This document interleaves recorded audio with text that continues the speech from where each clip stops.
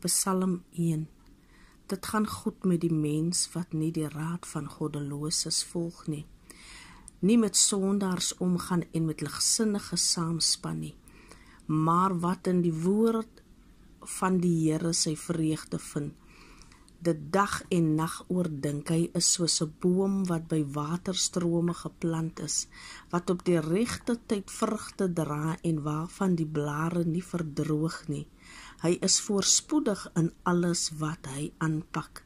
So is die goddeloses nie, hulle is so skaf wat deur die wind uitmekaar gewaai word.